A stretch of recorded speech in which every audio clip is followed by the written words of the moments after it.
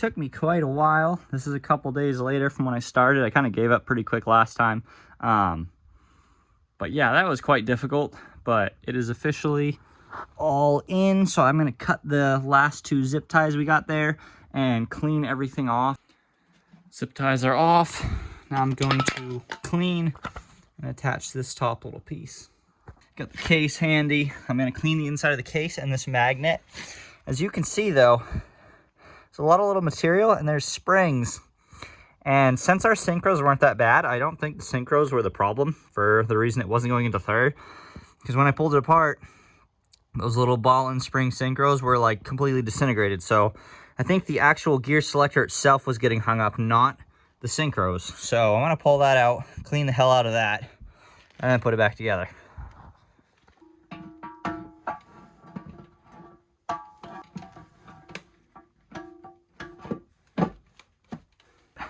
Case is back on. I put some of the bolts, the outside rear ones down here, I put some of those in, just kind of snugged them up a little bit. Just put a little bit of extra tension, even though the weight of this thing itself is plenty enough pressure. So now I'm just going to let that RTV gasket maker stuff sit for about 24 hours. I got all of the bolts inside the bell housing snugged down, as well as the ones on the rear retightened. This little side bolt, this fill plug. I did get the little inner piece for that. And then I put the spring and push ball back in there with that bolt. The only thing I'm waiting on, so as you can see, I'm missing a spring because I had to use it when I was redoing the main and counter shaft. I lost one. So I had to order another set because I'm missing one. So I'm waiting on that, which should be showing up tonight. But I can put like this stuff on real quick. And then once that shows up tonight, I can put together that assembly, then the reverse gear. So now I'm just waiting on the little ball spring and retainer assembly so I can throw together the synchro ring locker part, because that goes down first. And then we put the next gear with the fork, a couple other little things, and then we can throw the tail shaft back on and the coolers.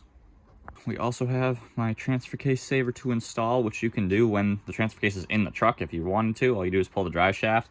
But since it's out, I'm gonna just remove these 4 bolts right here, and this whole piece pops off, and then we're gonna do some business right inside. Once you get those 4 bolts around it, you just want to take a little padded rubber mallet or whatnot and just start tapping around the edge until you break the seal / gasket that holds it together. And this whole piece will slide right off. Place that to the side for now. And then you have to remove this little snap ring clip here.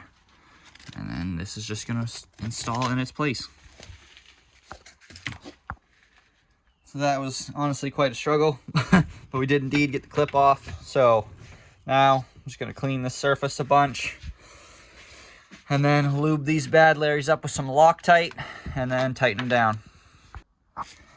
So I don't know how well you guys are going to be able to see that, but there's a little lip in there where the ring went, and this has a little lip that's going to slide into there. I just wanted to test fit it at first because I wanted it to sit in the ring nicely. Now I'm going to pull one out, cover it in Loctite, put it back, then pull the other one out, cover it in Loctite, put it back. Got that on. It's not going to sit completely flush on each side. You just get it nice and tight. Then once that is on, take a little bit of gasket maker, put it around there, and then snug that back up on, and you're all done. Got all the bolts back on, making contact, but I didn't really snug them up. I'm going to let that sit and dry like that for a couple hours, and then I'll come back and snug them all up.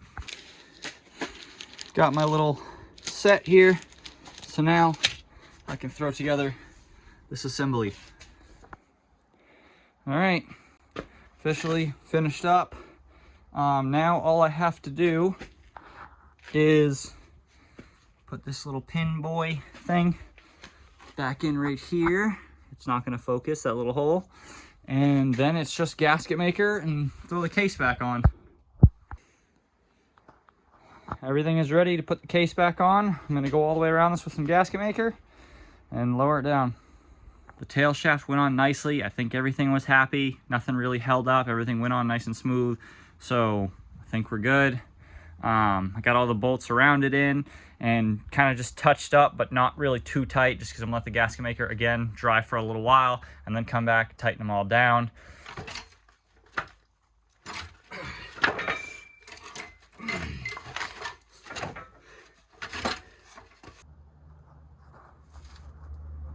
So transmission's all back in the truck, transfer case is in the truck, cross members in the truck, everything is in the truck except the trans coolers, shifter, and fluid. So I was getting ready to put the drive shaft in, and they sent me the wrong goddamn drive shaft. We just got out a measuring tape to clarify maybe if I measured wrong or something. I sent them from the, I'll just show you guys,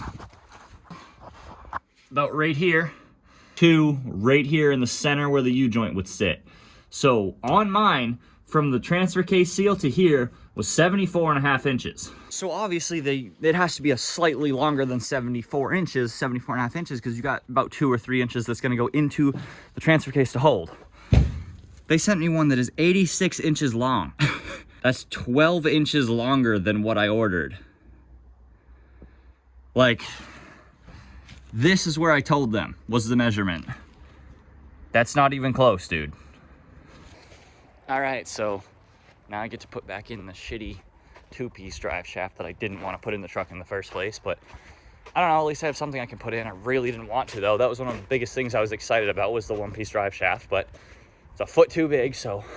All right, the truck is all back together, filled with fluids, everything's in. Obviously, I put my 2-piece drive shaft back in. I'm getting ready to start the truck, let it idle for a second, and then take it for a test ride up the road, I guess. Here we go.